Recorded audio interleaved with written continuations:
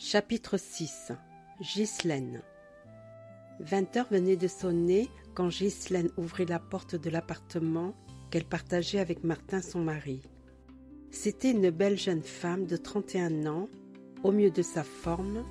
Bien que de petite taille, son corps élancé et sa taille fine la faisaient paraître plus grande qu'elle n'était réellement.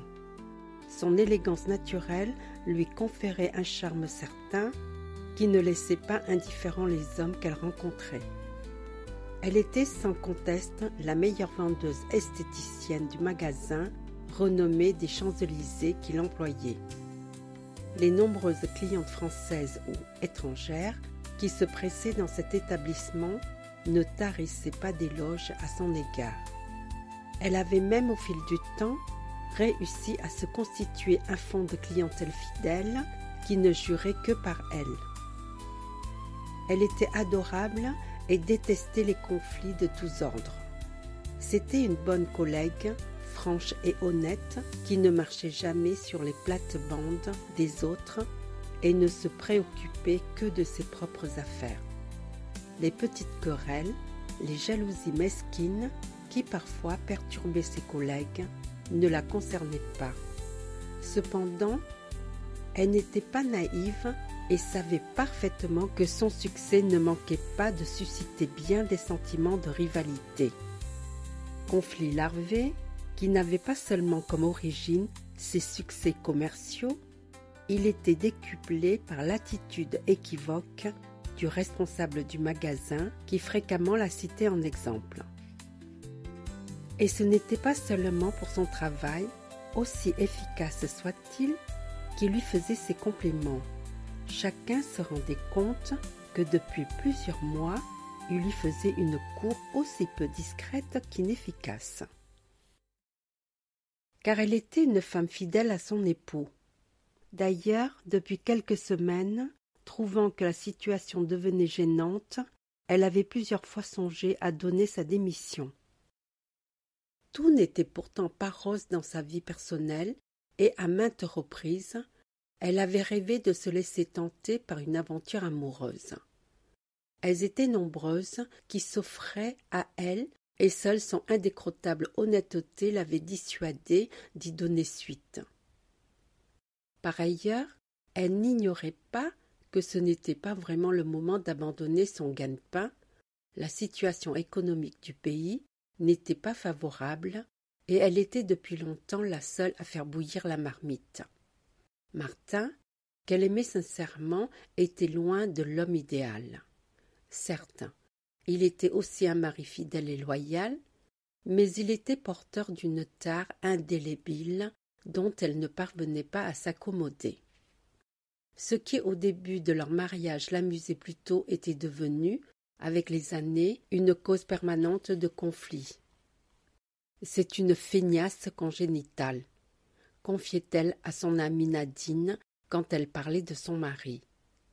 Menuisier ébéniste de son métier, il avait toujours été considéré comme un excellent ouvrier par ses patrons successifs, mais son manque de courage, son inexactitude pathologique, ses absences non justifiées lui avaient fermé, une après l'autre, les portes de la profession.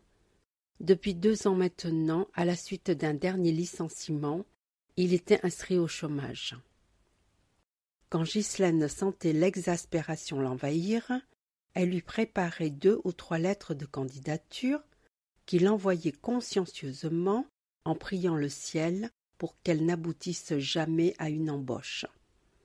Il passait ses journées à traîner dans les bistrots du quartier où il dilapidait les maigres indemnités reçues de Pôle emploi.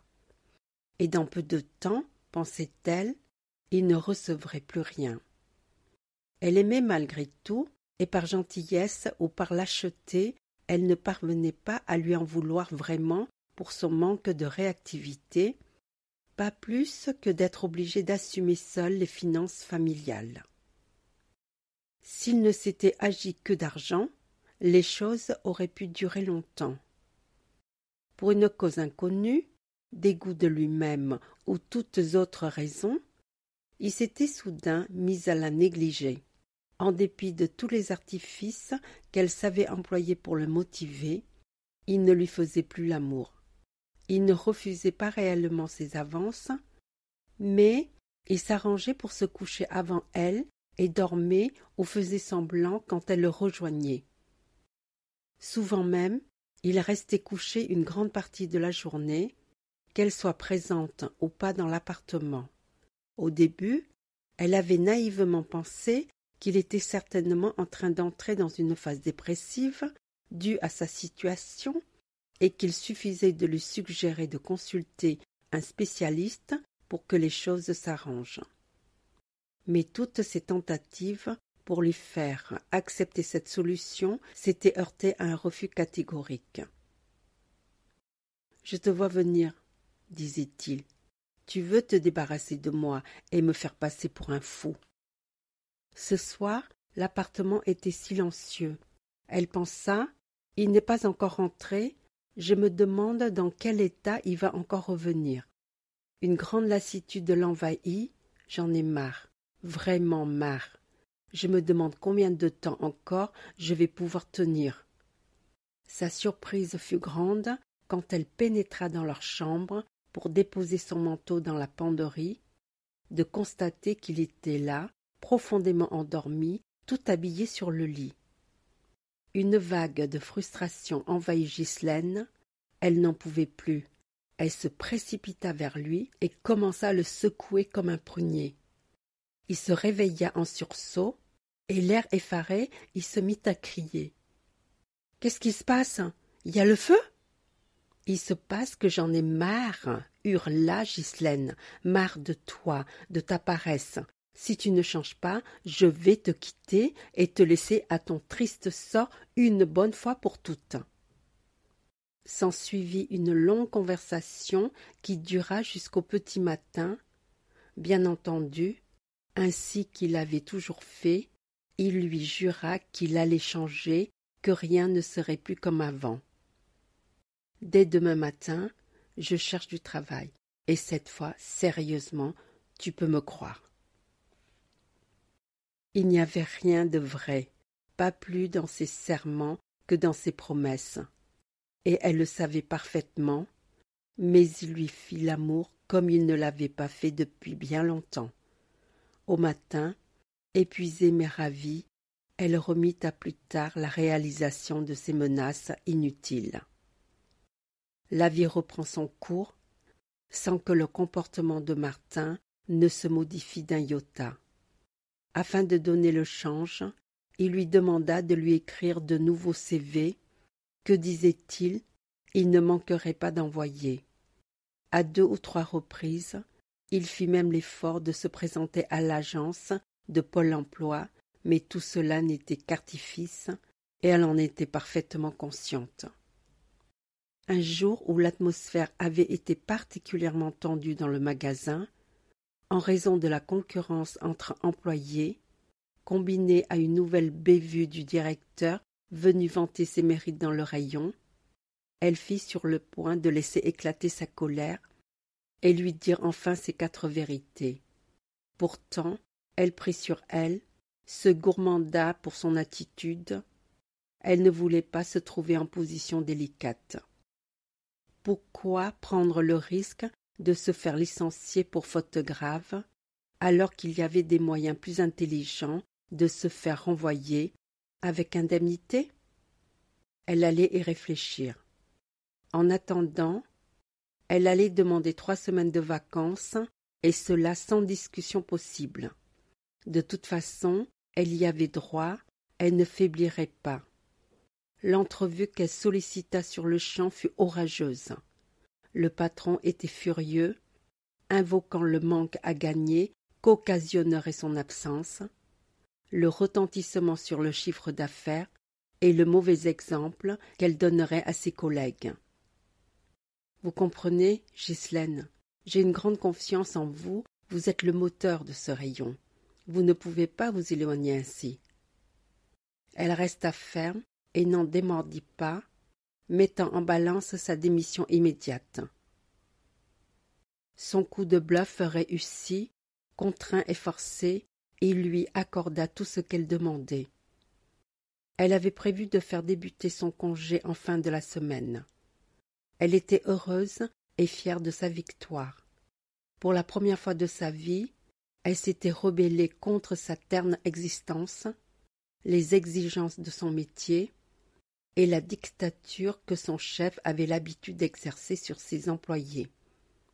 Un nouveau courage l'habitait, qui lui donnait l'envie de remporter d'autres batailles. Martin allait comprendre que sa détermination le concernait au premier chef. Mais que faire du temps libre ainsi dégagé? Elle y réfléchit, tourna et retourna les possibilités dans sa tête et se décida pour un voyage. Un changement de cadre de vie ne pouvait qu'être salutaire pour son couple. Martin n'avait toujours pas trouvé de travail, le contraire l'aurait étonné, ils avaient donc l'opportunité de partir ensemble. Elle se plongea dans le fracas d'Internet, où des milliers d'offres à tous les prix et pour toutes les destinations fourmillaient. Elle tergiversa, changeant et changeant encore. Elle commençait à se lasser et envisageait d'avoir recours à une agence locale, quand soudain un site attira son attention. Voyage en Chine offrait un large panel de séjours qui permettait de découvrir la Chine sous toutes ses facettes. Elle opta pour le plus classique, avec visite de la capitale, de Pékin, Shanghai, Xi'an et bien d'autres villes intéressantes. Elle se rendit le jour même dans les bureaux de l'agence et s'engagea sans hésiter pour un séjour de 3 semaines. Elle n'en avait pas encore soufflé mot à Martin, qui fut fort surpris quand elle lui révéla la nouvelle. Il ne parvint à émettre qu'un seul mot, « mais je… » Avant qu'elle ne lui assène brusquement, « La ferme, tu n'as rien à dire. Si tu veux pas venir, reste ici, je m'en moque. Je trouverai bien quelqu'un qui partirait avec moi. » Fin de la discussion.